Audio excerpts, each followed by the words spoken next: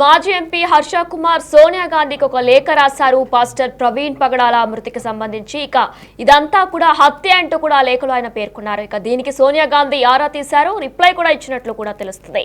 అయితే మాజీ ఎంపీ హర్ష కుమార్ రాసిన లెటర్ కు రిప్లై ఇచ్చారు సోనియా గాంధీ. ప్రవీణ్ మృతి ఆ తర్వాత పరిణామాలపై ఈ నెల 16న సోనియాకు లెటర్ రాశారు మాజీ ఎంపీ హర్ష కుమార్.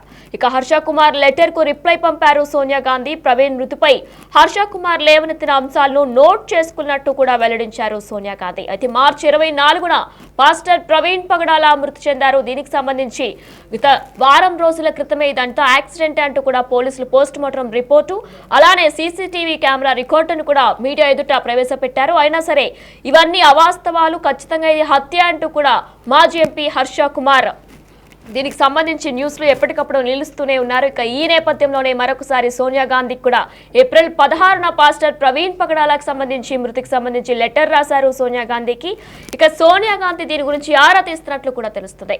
ఇదే అంశానికి సంబంధించి మరిన్ని డీటెయిల్స్ అందించడానికి మా ప్రతినిధి శివ ఫోన్ లైన్ లో సిద్ధంగా ఉన్నారు.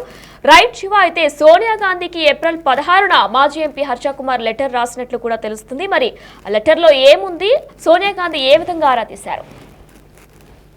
రైట్ వినయన, తెలంగాణ చివరి వారంలో పాస్టర్ ప్రవీణ్ ప్రగడాల అనుమానాస్పద మృతి తెలుగు రాష్ట్రాల్లోనే కాదు జ్ఞప్తులు కూడా మారింది. దానికి సంబంధించి 16వ తేదీన మాజీ ఎంపీ ఏప్రిల్ 16వ తేదీన సోనియా గాంధీకి హర్ష కుమార్ లేఖ రాశారు. ఆ లేఖకు స్పందిస్తూ సోనియా గాంధీ కూడా ప్రతిగా ఈ రోజు హర్ష కుమార్ కు లేఖ రాశారు.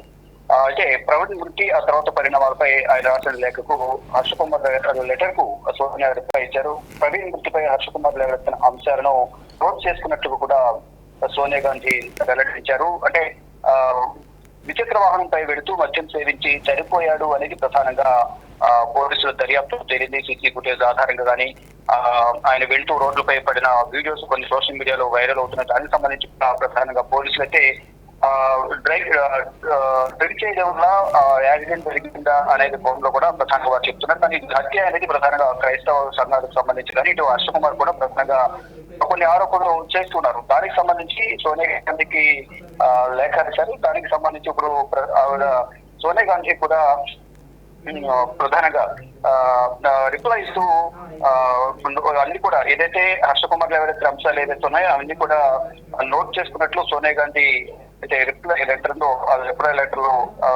వెల్లడించినట్టుగా కూడా లేఖను బట్టి మనకు అర్థమవుతుంది. ఈ క్రమంలో ప్రవీణ్ పగడాల మృతికి సంబంధించి హర్ష కుమార్ చేసిన వ్యాఖ్యల నేపథ్యంలో అతనిపై ఇటు పోలీసులు కొన్ని సెక్షన్ల కింద కేసులు కూడా నమోదు చేశారు. అంటే అతిగా నోరుదారి మాట్లాడిన నేపథ్యంలో హర్ష కుమార్ పై పోలీసు బిఎన్ఎస్ యాక్ట్ 196, 197 సెక్షన్ల కింద కూడా కేసులు నమోదు చేశారు. ఆధారాలతో విచారణకు హాజరు కావాలని కూడా గతంలో హర్ష కుమార్ కు నోటీసులు కూడా జారీ చేశారు.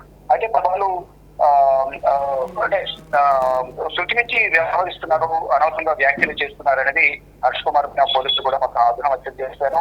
అంటే అది మృతికి సంబంధించి ఆధారాలు సరైన ఆధారాలు హత్య అనే విధంగా ధృవీకరిస్తారు హర్ష కుమార్ అనేది కూడా పోలీసులకు సంబంధించిన కొంతమంది వ్యక్తులు కూడా హర్ష కుమార్ ఉద్దేశించి కొన్ని వ్యాఖ్యలు చేస్తున్నారు. కొంతమంది చూసుకుంటే ఏదైతే ప్రవీణ్ పగడాల అనుమానాస్పద మృతికి సంబంధించి ఇప్పటికీ అదొక సంచలనంగానే మారింది. ఇప్పటికీ పాస్టర్ కానీ క్రైస్తవ సంఘాలకు సంబంధించిన క్రైస్తవులు అనేక మంది ఈ హత్య అంటూ కూడా అందరూ ఆరోపణ చేస్తున్నారు. సరైన రీతిలో దీన్ని దర్యాప్తు కొనసాగించి ఎవరైతే మృతి కారకులు ఉన్నారో వారిని శిక్షించాలని డిమాండ్ అయితే వారు చేస్తున్నారు. కేవలం ఇది ఆరోపణ మాత్రమే, దీనికి సంబంధించి సరైన ఆధారాలు, హత్యకు సంబంధించిన ఆధారాలు లేవనేది కూడా పోలీసులు చెప్తున్నారు. ఇక వీటంతా వ్యవహారంపై సోనియా గాంధీకి లేఖ రాసిన నేపథ్యంలో ఈ రోజు రిప్లై ఇస్తూ ఏదైతే ప్రధానంగా హర్ష కుమార్ ఎవరైతే అంశాలు ఎదుగుతున్నాయో అంశాలను నోట్ చేసుకున్నారంటూ కూడా ప్రతిగా శ్రీ గాంధీ లేఖ రాశారు. శివ, మరి ఇటు క్రైస్తవ సంఘాలు నేతలు అలానే మాజీ ఎంపీ హర్ష కుమార్ కూడా డిమాండ్ చేస్తున్నారు మరొకసారి పోస్ట్ మార్టం నిర్వహించాలి అంటూ కూడా. మరి ఇప్పుడు సోనియా గాంధీ కూడా ఆరా తీయడంతో మరొకసారి పోస్ట్ మార్టం నివేదికని మరొకసారి పోస్ట్ మార్టం ని ప్రారంభించొచ్చా, అంటే చేయొచ్చా మరొకసారి? వీరు ప్రధానంగా డిమాండ్ చేసిన దాని ప్రకారం పోలీసులు నిర్ణయం తీసుకోవాల్సి ఉంటుంది. ఏదైతే పోస్ట్ మార్టంలో డ్రింక్ చేసి మద్యం సేవించి వాహనం నడిపినట్లు తెలిసింది. ప్రధానంగా ఇది హత్యకు సంబంధించి ఎటువంటి ఆధారాలు లేవనేది కూడా చెప్తున్నారు. యాక్సిడెంట్ అనేది కూడా ప్రధానంగా తెలుస్తోంది. మళ్ళా రీపోస్ట్ మార్టం చేస్తారా లేదా అనేది కూడా పోలీసు యంత్రాంగం కానీ ఇటు హోంశాఖ నిర్ణయం తీసుకోవాల్సి ఉంటుంది, రాష్ట్ర ప్రభుత్వం నిర్ణయం తీసుకోవాల్సి ఉంటుంది.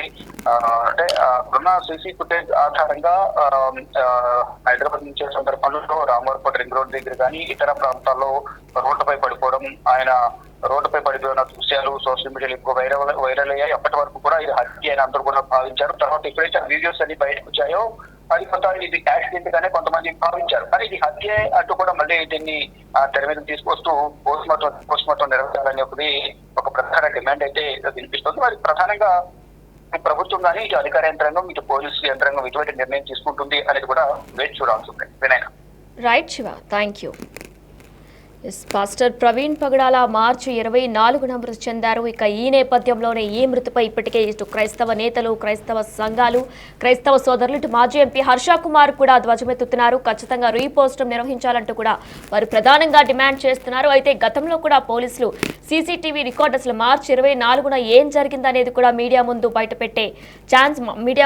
పెట్టారు కూడా. అసలు ఆ రోజు ఏం జరిగింది, పాస్టర్ ప్రవీణ్ ఎక్కడికి వెళ్లారు, ఎక్కడ ఆయన మృతి చెందారు, ప్రతిదీ కూడా అప్ టు డేట్ బయట పెట్టే ప్రయత్నం కూడా చేశారు పోలీసులు. అయితే ఇదంతా కూడా అవాస్తవమని, హైదరాబాద్ లోనే చంపేశారు పాస్టర్ ప్రవీణ్ అంటూ కూడా మాజీ ఎంపీ హర్ష కుమార్ కొన్ని వ్యాఖ్యలు చేశారు. మరి ఈ వ్యాఖ్యలకు గాను ఈ నెల ఏప్రిల్ 16న సోనియా గాంధీకి ఒక లేఖ రాశారు. పాస్టర్ ప్రవీణ్ పగడాల మృతికి సంబంధించి మాజీ ఎంపీ హర్ష కుమార్ ఒక లేఖ రాశారు. అయితే ఆ లేఖకి ఆరా తీస్తున్నట్లు కూడా తెలుస్తుంది సోనియా గాంధీ. మరి ఏం జరగబోతుంది, నిజంగానే రీపోస్ట్ మార్టం నిర్వహిస్తారా లేదా అనేది కూడా తెలియాల్సి ఉంది.